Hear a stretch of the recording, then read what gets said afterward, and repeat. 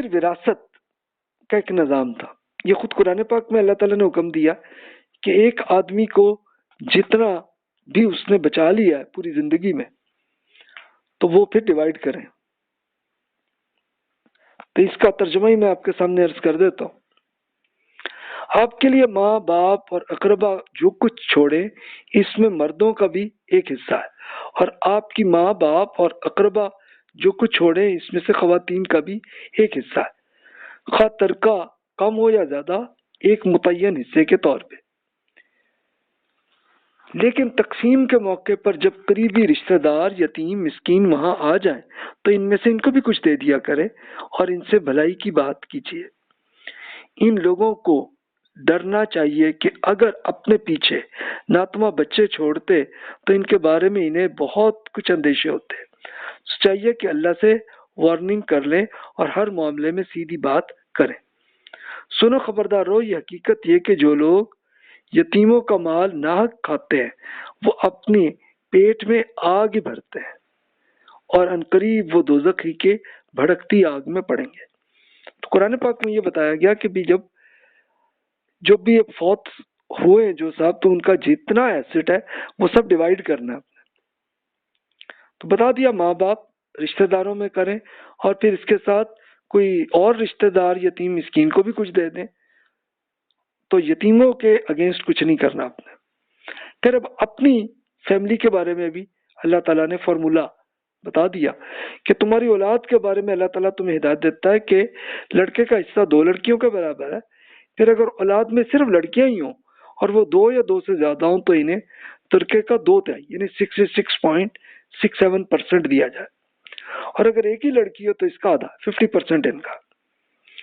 لیکن ترکے کا چھٹا حصہ 16.67% اس سے پہلے میت کے والدین میں سے ہر ایک کو ملنا چاہیے اگر اس کی اولاد ہو تو. یعنی اگر ایک صاحب فوت ہوئے ہیں تو ان کے پیرنٹس ابھی زندہ ہے تو پہلے ان کو دیں آپ 16.67% یہ ان کو دیں آپ. اور اگر اولاد نہ ہو اور والدین ہی کے وارث ہوں تو تیسرا حصہ یعنی 33.33% ان کی ماں کا ہے اور باقی یعنی 67.67% اس کے باپ کا. لیکن اگر اس کے بھائی بہن ہیں تو ماں کے لیے وہی چھٹا حصہ اور باپ کے لیے وہی چھٹا حصہ یعنی 16.67%. باقی جو بچے گا وہ سب ان کے بھائی بہنوں میں ڈیوائیڈ ہوگا. یہ حصے اس وقت دیے جائے جب وصیت جو اس نے کی ہو وہ پوری کر دی جائے اور قرض اگر ہو تو ادا کر لیا جائے. یعنی وہ جو آدمی فوت ہوئے ہیں تو ان کی وصیت انہوں نے کی ہے کہ جی آپ اس کام کے لیے مثلا اس ہاسپٹل کو اتنا دے دیں یا آپ اس غریب آدمی ہے اس کو اتنا دے دیں، پہلے ان کو دیں. قرض اگر ہے کچھ لائبلٹی ہے تو وہ پہلے ادا کریں، جو بچے گی اس کو اپنے ڈیوائیڈ کرنا ہے. تم نہیں جانتے کہ تمہارے ماں باپ اور تمہاری اولاد میں سے کون بلحاظ فائدے تم سے قریب تر ہیں. یہ حصے اسی بنا پر اللہ نے مقرر کر دی ہیں اس لیے کہ اللہ علیم و حکیم ہے. اور اس میں لڑکیوں کے لیے اس لیے رکھا کہ لڑکے ہی اصل وہ فائنینشیل معاملات کے لیے اپنے پیرنٹس کو وہی کرتے تھے، اور خواتین جو ہے ظاہر کہ وہ شادی کر کے وہ دوسری فیملی میں چلی جاتی تھی تو ان کو نہیں تھا معاملہ. تو یہ اس لیے اللہ تعالیٰ نے یہ فارمولا ایسے رکھا. پھر فرمایا اور تمہاری بیویوں نے فوت ہونے کے بعد جو کچھ چھوڑا ہے اس کا آدھا حصہ تمہیں ملے گا اگر ان کے اولاد نہیں ہے، اور اگر اولاد ہے تو اس کے ترکے کا 1/4 یعنی 25% تمہارا ہے، جبکہ وصیت جو انہوں نے کی ہو وہ پوری کر دی جائے اور قرض اگر ہو تو ادا ہو جائے. یعنی پہلے قرض اور وصیت پہلے کریں اور پھر جو بچے گا اس کا 25% شوہر کو ملے گا. اور وہ بیویاں تمہارے ترکے میں 1/4 یعنی 25% کے حقدار ہیں اگر تمہارے اولاد نہیں ہے، اور اگر اولاد ہے تو تمہارے ترکے کا 8واں حصہ یعنی 12.5% ان کا ہے، جبکہ وصیت جو تم نے کی ہو وہ پوری کر دی جائے اور قرض ادا کر دیا جائے. اور ان وارثوں کے عدم موجودگی میں اگر کسی مرد یا عورت کو اس سے رشتہ داری کی بنا پر وارث بنا دیا گیا تو اس کا کوئی ایک بھائی یا بہن ہے تو بھائی اور بہن یا تو ہر ایک کا چھٹا حصہ ملے گا، اور اگر وہ ایک سے زیادہ ہوں تو 1/3 بھی سب شریک ہوں گے اور باقی اس کو ملے گا، اسے وارث بنایا جائے گا۔ جبکہ وصیت جو کی گئی ہو پوری کر دی جائے اور قرض اگر ہو تو ادا کر دیا جائے بغیر کسی کو نقصان پہنچائے۔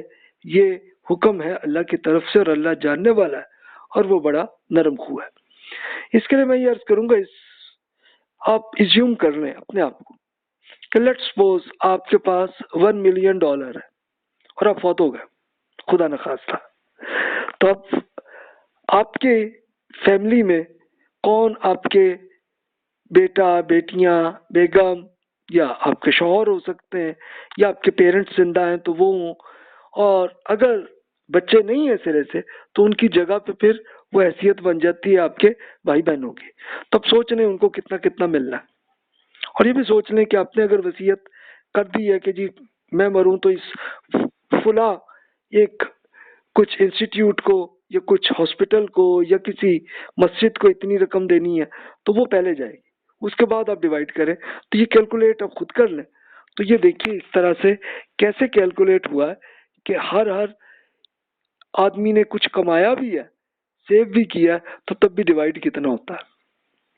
پھر اللہ تعالیٰ نے یہ بتایا کہ یہ اللہ کے ٹھہرائے ہوئے قانون ہے، ان کا لحاظ کرو اور یاد رکھو کہ جو اللہ اور اس کے رسول کی فرما برداری کریں گے انہیں وہ ایسے باغوں میں داخل کرے گا جس کے نیچے نہریں بہتی ہوں گی، وہ ان میں ہمیشہ رہیں گے، اور یہی بڑی کامیابی ہے۔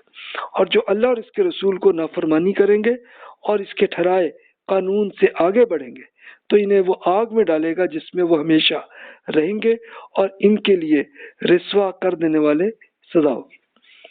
تو یہ جو میں نے آپ کو 1 ملین درہم یا ڈالر آپ کہہ لیں، اس کو آپ یہ ڈیوائڈ کر لیں، لیٹ سپوز کہ بیوی ہے، 4 بیٹے ہیں، 3 بیٹیاں ہیں، تو یہ ڈیوائڈ کتنا ہوگا؟ تب وہ جو 1 ملین تھا نا اس میں سے 125,000 سوا لاکھ مل جائے گا، ہر بیٹے کو 159,000 کر لیں، اور بیٹی کو 79,000 درہم ملے گا، اور وہ اس طرح سے یہ ڈیوائڈ ہو جائے گا۔ تو یہ ایک ایگزامپل ہے، تو آپ خود اس کو آپ کیلکولیٹ کر لیجئے۔ یہ پورا جو میں نے آپ کے سامنے پچھلی آیات میں کیا، تو اب ہم تو ہسٹری پڑھ رہے تھے تو وراثت کہاں آ گئی؟ اس کے لیے اصل میں یہ ہوا کہ صحابہ کرام اسی پہ عمل کرتے تھے۔ اچھا، اب اگر کسی فیملی میں کوئی اختلاف ہو گیا کہ نہیں جی ایسے نہیں، ایسے ہونا چاہیے، یہ چیز ہے، تو اس کے لیے پھر وہ عدالت کے لیے پہنچ جاتے تھے خلیفہ کے پاس، یا خلیفہ کے جو بھی ایک جج ہے، تو وہ جج پھر اس میں قرآن کے مطابق ایسے کیلکولیٹ کرتے تھے۔ اس کے لیے ایک بڑا مشہور قسم کا ایک انٹرسٹڈ کیس ہوا تھا کہ ایک صاحب فوت ہوئے، تو اب ان کا ڈیوائڈ ہو رہا تھا معاملہ، تو ان کی دادی زندہ تھی، اور ان کے جو والد صاحب تو فوت ہو چکے تھے لیکن دادی زندہ تھی۔